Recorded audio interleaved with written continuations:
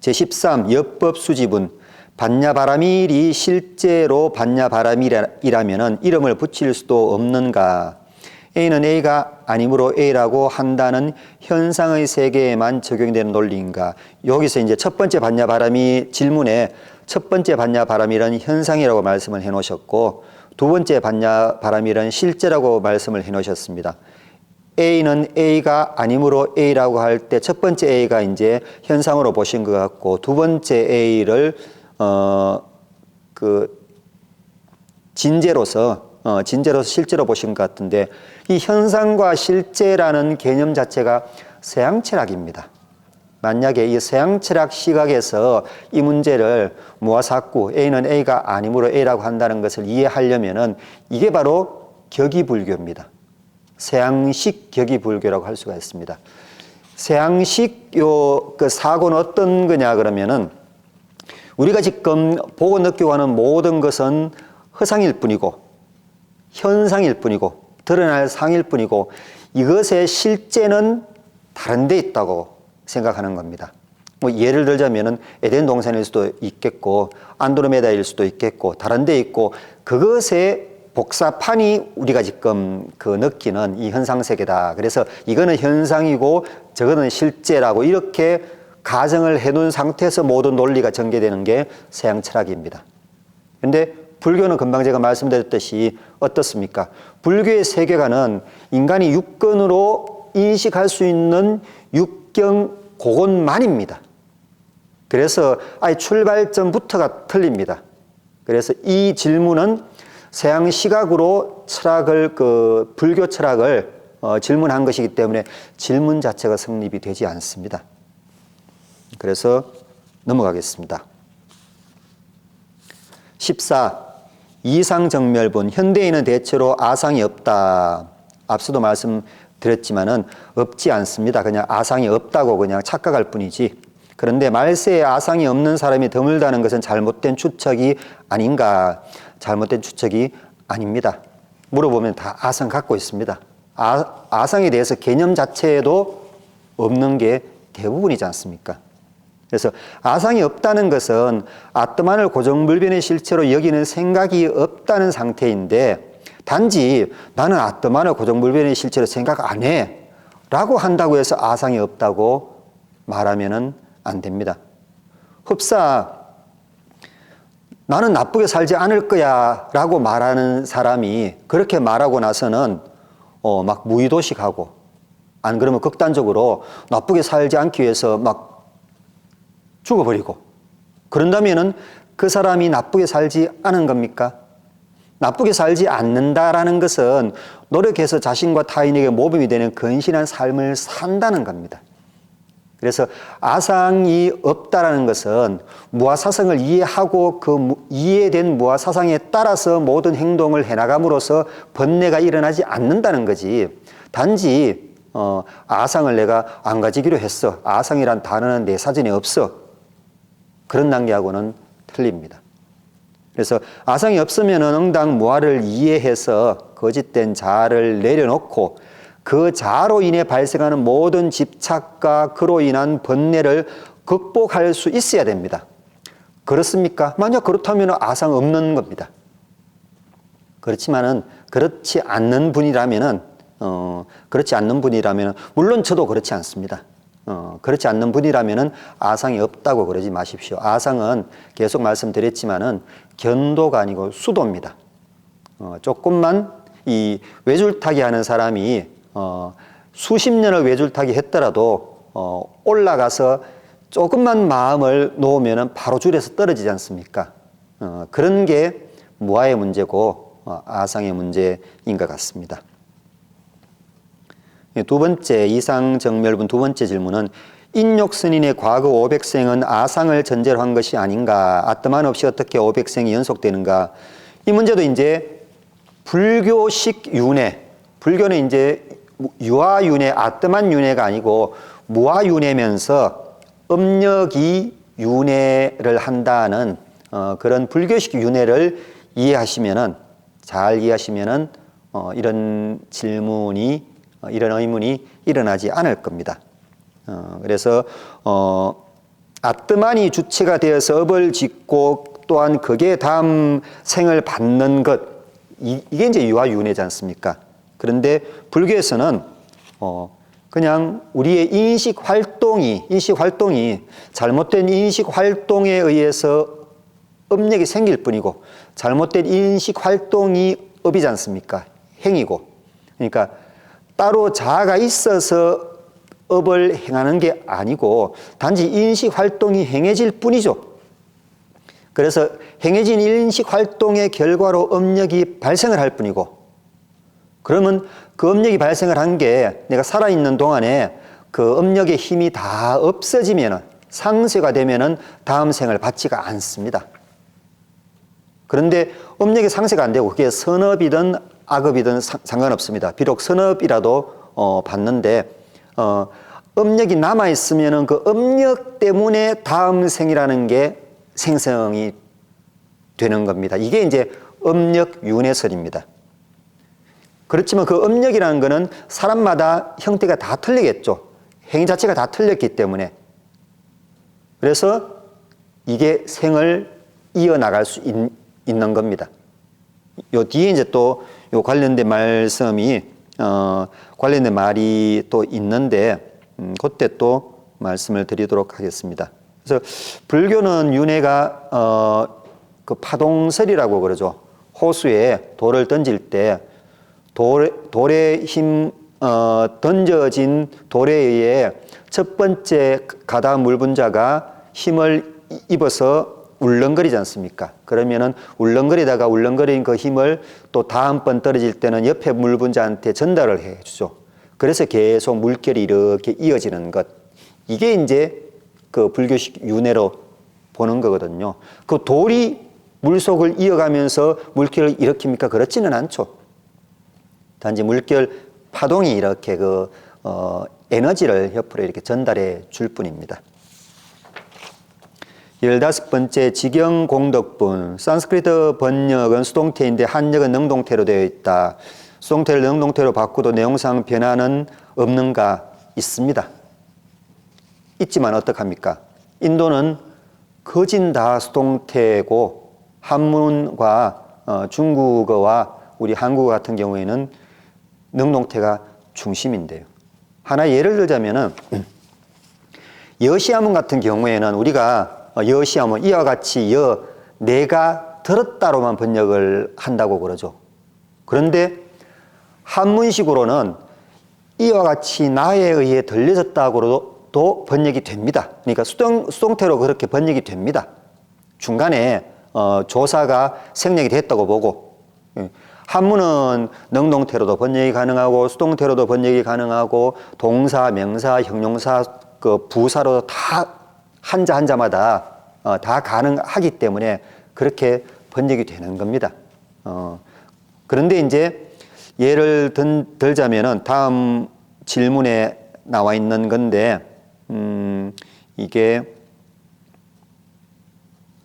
우리가 그 육경을 인식한다고 이렇게 얘기하지 않습니까? 육근이 육경을 인식한다 이렇게 얘기를 하는데, 이거는 능동태죠. 인도는 육근에 의해 육경이 인식된다고 그러죠. 이럴 때 수동태로 얘기하면은 굳이 어떤 그 자아가 안 찾아질 수도 있습니다.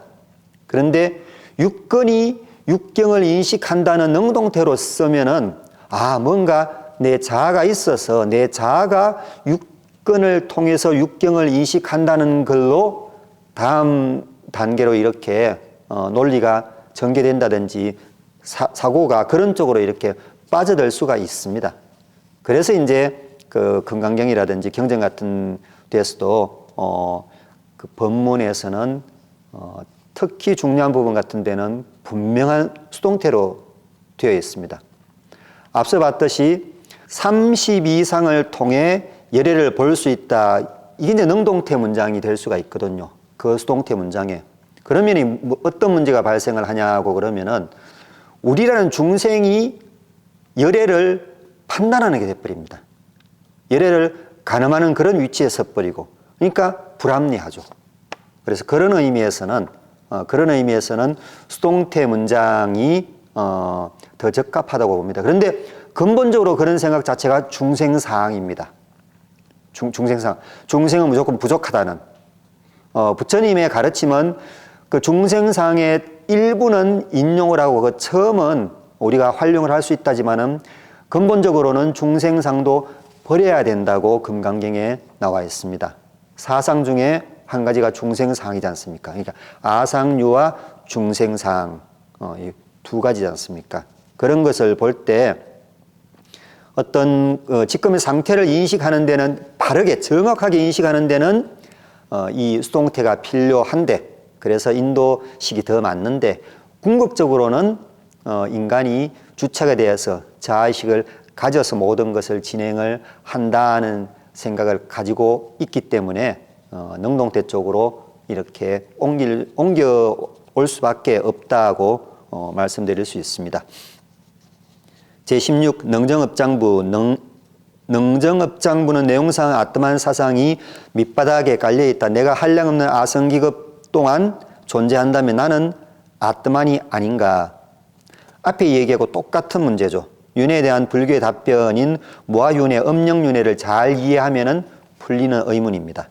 그래서 윤회는 업에 의해 발생될 음력이 아성기급 동안 전생을 할 뿐이거든요. 단지 윤회의 주체라고 할 만한 아뜨만이 존재를 하지 않는다라는 게 불교의 무아윤회설이고요. 그렇지만은 그 음력이라는 것도 개개인의 지은 음력의 성격이 각각 다 틀리지 않습니까? 틀리기 때문에 음력의 특성이 전해지면서 개별적인 윤회가 진행이 된다는 겁니다.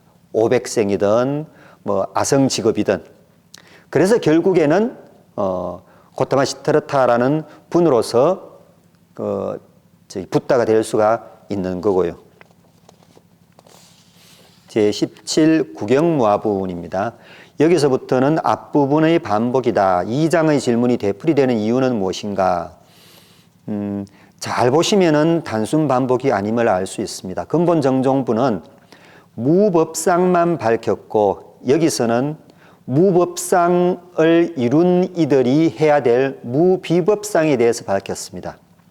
무비법상이 어떤 내용인가 그러면은 실무유법 발안욕따라 삼약삼보리 심자. 실제로는 안욕따라 삼약삼보리의 마음을 일으킬 법도 없다. 안욕따라 삼약삼보리 심을 일으켜서 수행을 해서 피안으로 건너간 다음에 할 생각입니다. 그래서 여기서 지금 구경무아본에서 이 얘기를 안 해주면은 무법상에서 끝나버리는 거거든요. 우리가 마당에 잡초가 많습니다. 그래서 잡초가 없는 그런 마당을 원하는 상태에서는 잡초를 뽑아도 안 되니까는 쓰는 방법이 큰 나무 그루를 하나 심습니다. 심으면은 나무 그루의 그늘 때문에 잡초가 다 죽죠. 그러면은 다 죽으니까는 야, 그 나무 좋다. 그 나무 때문에 잡초 다 죽었다 하고 그냥 가만히 있으면은 무법상 상태에서 스톱하는 겁니다.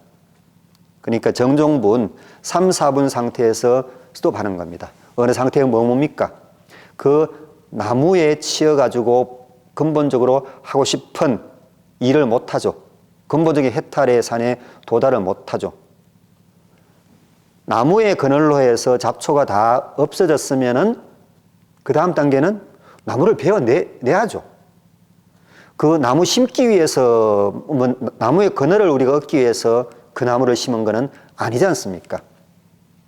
그래서 이것도 이제 순차성의 문제죠. 그렇게 보시면 될 것 같습니다. 그래서 질문이 되풀이가 안 돼 있습니다. 그래서 금강경은 잘 보셔야지 그냥 겉으로만 보시면은 반복됐을 뿐이요. 뭐 별게 아닌 게 또 끼어들었다 이렇게 느껴질 수도 있습니다.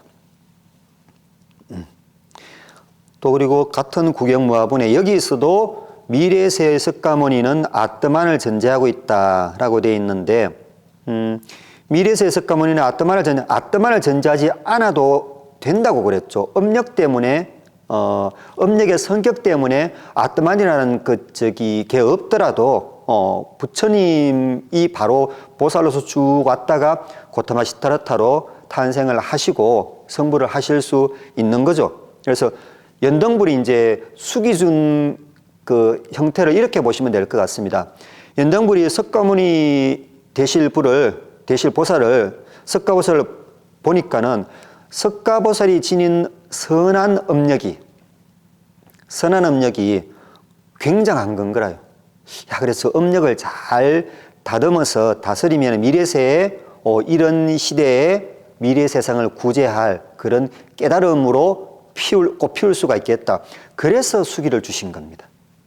그래서 수기를 줬다고 그럴 때 단지 네가 그냥 앞으로 부처 되겠다. 단순한 그런 내용이 아니고 업력의 성격에 따라서 미래를 짐작을 하시고 그리고 이 시대에 유아법이 횡행해서 모든 만백성 중생들이 고통을 받는다는 것을 알아보시고서는 저기 맞는 법이구나 해서 수기를 주신 거라고 그렇게 보시면 될 것 같습니다. 그런 상태에서는 업력이 문제인 거지, 그리고 업력이 윤회의 동력이자 윤회의 주체인 거지 다른 아ত্마는 따로 필요 없다고 볼 수 있겠습니다. 그리고 세 번째 구경무화본에는 질문이 세 가지 있습니다. 일체법이 모두 불법이다라는 것은 무슨 뜻인가? 일체법이 모두 불법이다. 내 주위에 있는 사람들은 전부 다 나를 해탈시켜주기 위한 보살이다. 절반은 순행보살이요, 절반은 역행보살이다. 역행보살이라는 말을 많이 쓰죠. 그런 의미로 보시면 될 것 같습니다. 모든 법은 불법입니다. 불법은 뭡니까? 고유명사로 부처님의 법이라는 의미가 실은 아니고요. 불법, 깨닫기 위해서 우리가 배워야 되는 가르침이 불법입니다. 그래서 우리가 안 좋은 것을 보고도 그것을 나는 저렇게 하지 않아야 되겠다고 어떤 가르침을 받지 않습니까? 그래서 일체법이 모두 불법으로 활용하면 불법이고요. 거불법이 아니고 안일불자, 법법자, 비법으로 활용하면 비법이고 그렇습니다. 그리고 20번 이색 이상분, 예래가 30 이상으로 볼 수 없다면 현상의 세계 너머에 실제의 세계가 있다는 얘기이다. 이 실제의 세계는 무아요 무상인가? 앞에 말씀을 드렸죠. 현상의 세계 너머에 실제의 세계가 있다는 이야기는 서양철학에서 하는 얘기고, 불교에서는 절대로 이런 식으로 뭐 너머에 뭐가 있을 것이다 라고 얘기는 안 합니다. 왜? 이미 그거는 인지인식의 범위에서 벗어나 버리기 때문에 세계 범주에 안 들어옵니다.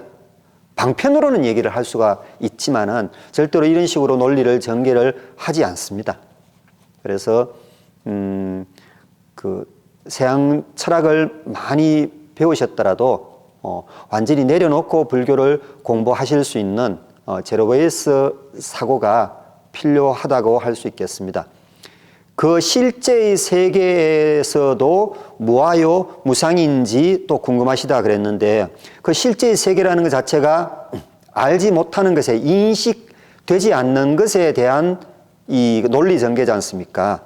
그래서 반야가 아닌, 확실한 그 정보가 아닌 산야에 기반해 가지고 분별을 언어로 표현하는 것을 불교에서는 희론이라고 그럽니다. 우리말로는 말장난요. 그래서 실제 세계가 무한지 무상인지 얘기하는 것은 많은 지혜를 동원해 가지고, 뭐 지혜고 산야고 동원해 가지고 얘기하는 것은 말장난일 뿐입니다. 그래서 부처님께서는 말장난을 하지 말라고 그러셨습니다. 21 비설소설분에 방편을 말한 것이 아닌가? 방편을 말한 게 왜 말한 게 아니겠습니까? 그런데 다만 정법도 설해지고 시행되면 그 뒤에 남는 고정불변의 실체가 있다라고 착각할까 봐, 고집할까 봐, 집착할까 봐 없다고 뒤에 또 떨어버리는 얘기를 했지 않습니까? 그런데 그 방편은 그런 주기가 더 짧다고 보시면 될 것 같습니다.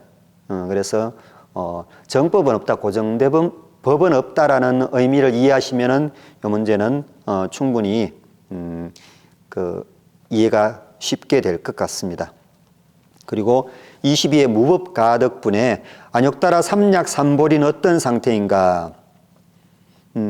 안욕따라 더 이상의 아무것도 없고, 그리고 삼약 고정불변의 실체로서가 아니고 상대적인 적절함을 지닌, 삼 이미 깨달은 열애와 동등한 어떤 그런 보리, 깨달음의 상태, 이게 이제 안욕따라 삼약삼보리거든요.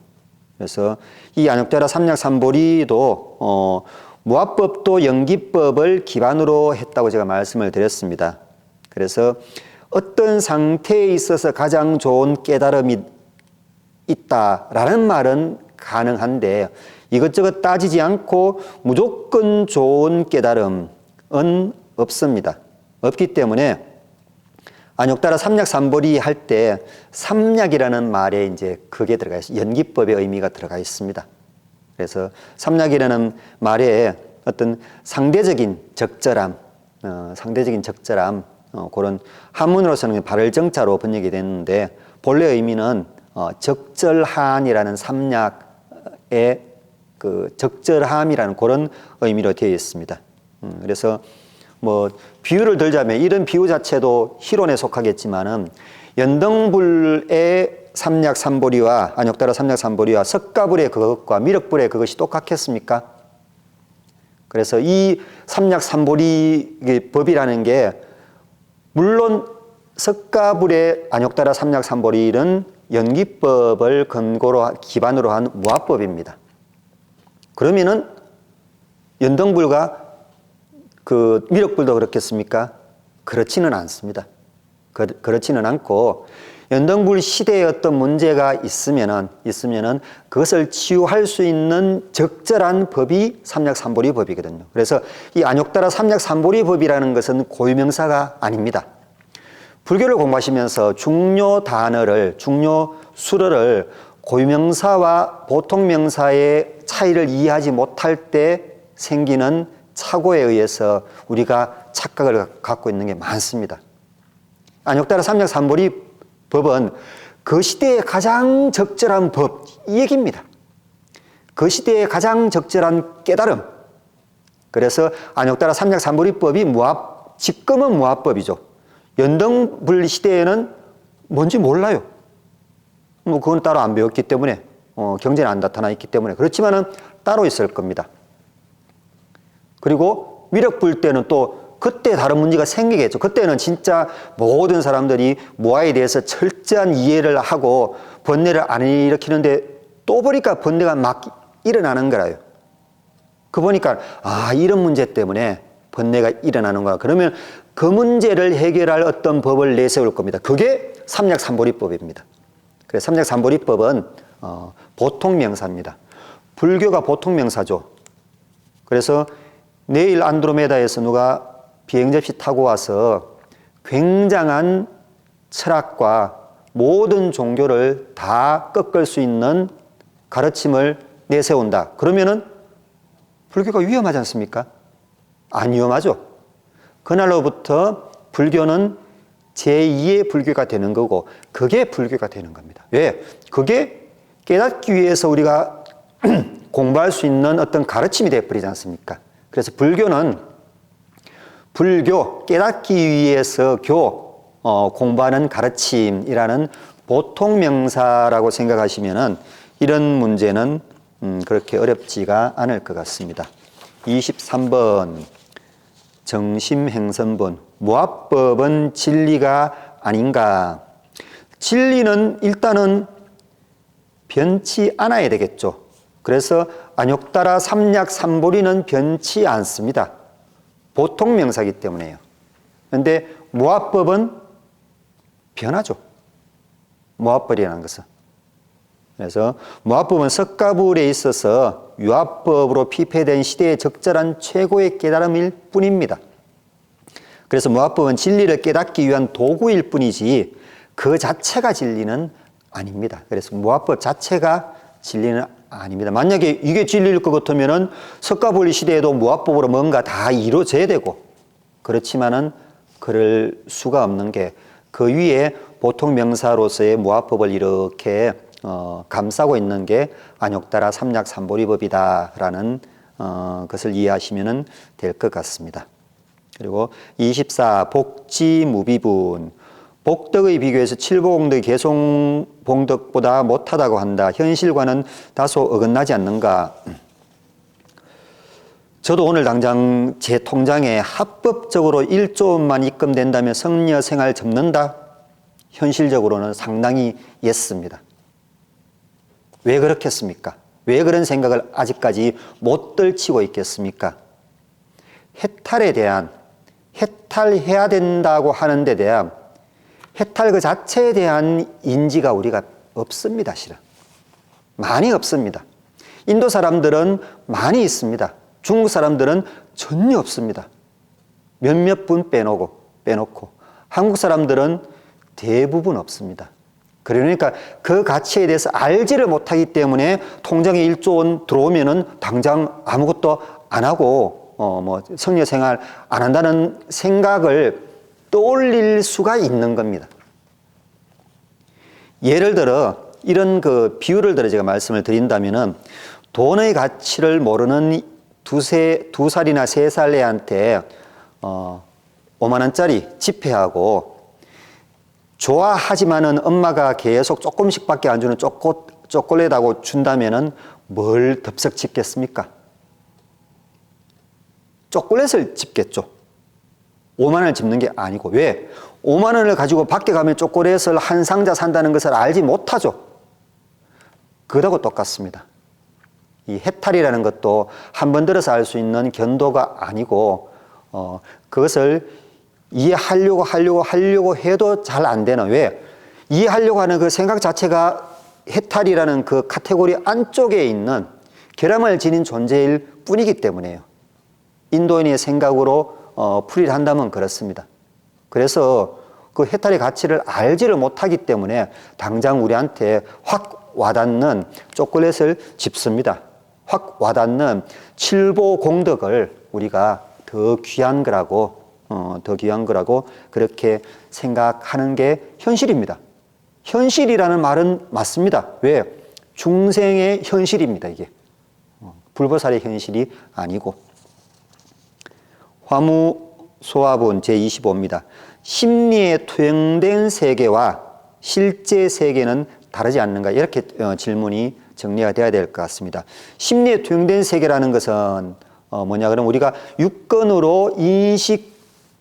육걸에 의해서 인식된 육경을 심리에 투영된 세계라고 할 수가 있겠죠.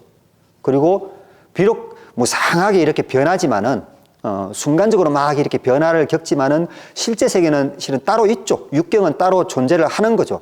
그래서 따로 존재를 하는 육경과 내가 육근에 의해서 인식을 한 그 육경과는 차이가 있습니다. 그 예를 하나 든다면은 내가 어떤 사람이 있다. 10년째 만나는 사람이 있다. 그러면은 그 사람에 대해서 100% 다 압니까? 알지 못하죠. 그 사람이라는 것은 이 실제하는 세계거든요. 그런데 내가 그 사람에 대해서 아는 거는 내 심리에 투영된 그 사람일 뿐입니다. 내 심리에 투영된 세계일 뿐입니다. 친구라고 믿었는데 30년 지기라고 믿었는데 결국에는 사기꾼이었다. 안 그러면 결국에는 어떤 위대함을 숨기고 있는 부처님이었다. 그럴 수 있지 않습니까? 그래서 심리에 투영된 세계와 실제 세계는 다르다는 요 개념에서 불교의 세계관이 형성이 되는 겁니다. 모든 종교와 신앙에서 받는 질문인 세계란 무엇입니까? 나란 무엇입니까? 할 때 나는 없는 것이 존재하지 않는데 우리가 있다고 착각하는 무엇이다. 육건의 인식 활동이다. 이게 이제 나에 대한 불교의 대답이고요. 그리고 세계에 대한 대답은 뭐냐고 그러면은 육건에 의해 인지된 육경을 세계라고 그럽니다. 그래서 인식되지 않은 것에 대해서는 세계 범주에 넣지 않기 때문에 논박의 대상이 안 됩니다. 그것에 대해서 논한다면은 희론일 뿐입니다. 말장난일 뿐입니다. 그런데 경전에도 분명히 존재하죠. 그런 그 논박이라든지 그런 게 방편설일 뿐입니다. 그렇게 보시면 될 것 같습니다.